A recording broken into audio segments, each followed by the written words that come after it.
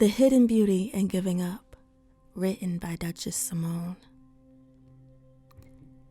If the last 24 months taught us nothing else, the pandemic has afforded us the opportunity to do some intense house cleaning. Though there's plenty of controversy surrounding antiquated systems and constructs, I can't help but to see the beautiful mosaics caused by the fallen pieces. My favorite component of this chaotic menagerie is the beast that be personal development. If you understood the assignments issued by the global lockdowns, you've not only had a major shift in perspective, but the direction of your life has more than likely altered to an extent. Neither of which should be considered good or bad, rather an indication of growth or change of seasons. Many of us have become more sustainable and health conscious, addressed our mental and emotional health, and started planning our finances for the future. C19, aka the Great Corrector, gave us the gift of stillness to handle a lifetime of unsexy things that the average person would normally put off. The Great Corrector doubled down on healthy heaps of growth for me.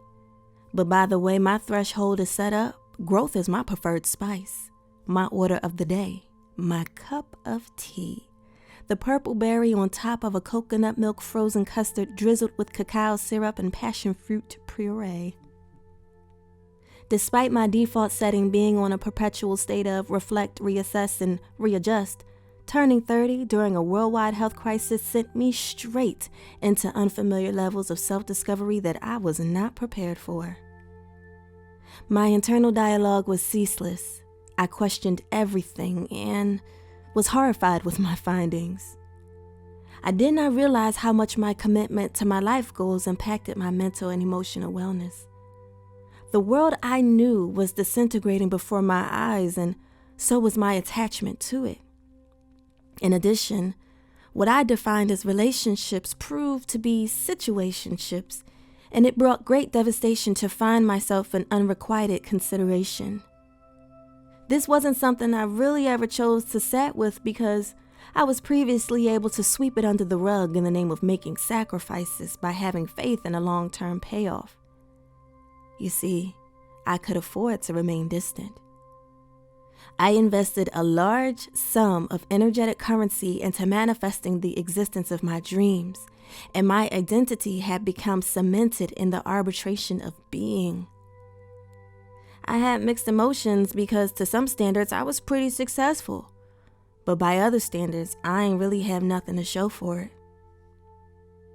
This realization felt like the ultimate betrayal, and so I did what any normal person would do: punish myself. It was like I buried myself alive. Depression nestled deep into my spirit.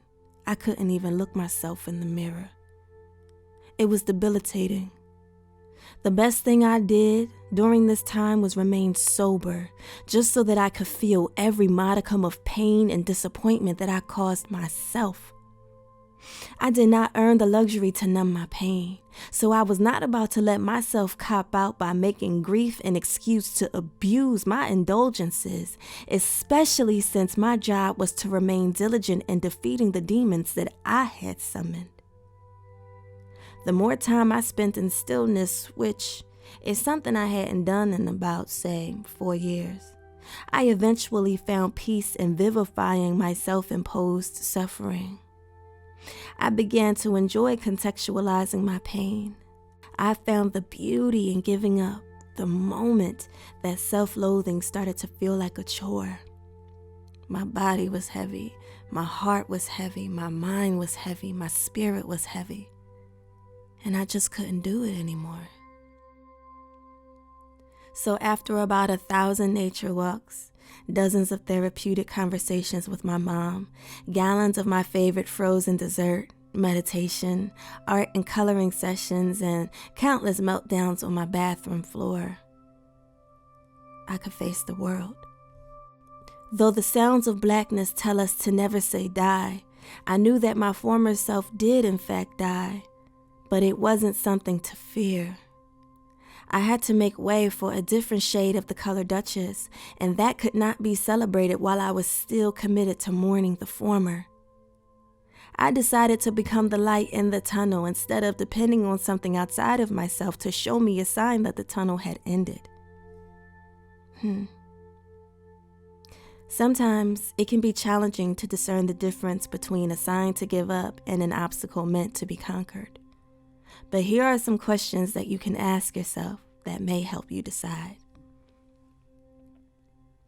Number 1, does your reality feel rigid, lackluster, too conceptualized, or forced? The honeymoon phase is real, especially when you're settling into a new job, endeavor, or relationship. Things can start to feel real monotonous real fast. But there should be glimpses of zeal and inspiration underneath it all. If you're grasping at straws to remember why you got started to begin with, it might be time to revisit the drawing board so that you can evaluate if you should either move forward or take a respite. Number 2, is your health or safety being compromised? We are constantly bombarded with get rich or die trying stories about present-day millionaires and renowned artists who compromise their health and safety by imposing on the privacy of gatekeepers, or even braving dangerous elements to seize once-in-a-lifetime opportunities. We hear about the successful people all the time because it works out, but what about the people who aren't so successful? What about the people who are tackled by security and suffer from broken fibulas and cranial fractures? I mean, I know it's extreme, but hear me out. There's so many creative ways to traverse dimensions, apply yourself, and increase your visibility. You ain't gotta put your life and your health at risk seeking validation from these gatekeepers. Be prudent, be still, and be receptive. Learn the art of attracting and not chasing in desperation. Number 3, is your identity defined by your goals and achievements? Who are you outside of your car, your wardrobe, your accolades, and your reputation amongst your colleagues? Do you foster healthy, balanced relationships? How do you spend a Sunday afternoon without technology or access to the internet? How can you elicit the ways you've grown without relying on the monetary things to describe you? Number 4, does it cause you to sink deeper into self-loathing?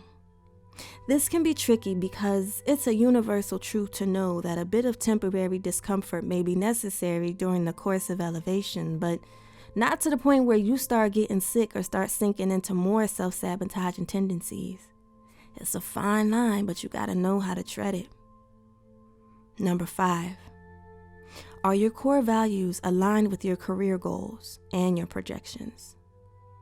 First, you gotta assess what your values are. And then you gotta ask yourself, do they align with the music, media, and corporate entities that you support? What do you put money and momentum behind? What do you exude? What do you see when you open up your phone into your apps and the things that you see on your timelines? These are all things that you should consider. Take it from me. You don't have to be afraid to question yourself, the things around you, or even who you thought yourself to be. Always remember that you possess the key to set yourself free, and that key, my dear, is your mind. Feel free to use these questions as prompts for your next journal entry. Subscribe to me here on YouTube for more audio-based content. Subscribe to my blog at thecolorduchess.com for more written and personal blogs by me about unlocking your creativity, getting out of your own way, and staying in tune with yourself. Book a consultation with me if you're interested in developing a personalized plan as to how you can grow past your own perceived limits. Thank you so much for tuning in. It's a pleasure to have you in my sphere. Until next time, peace and purple.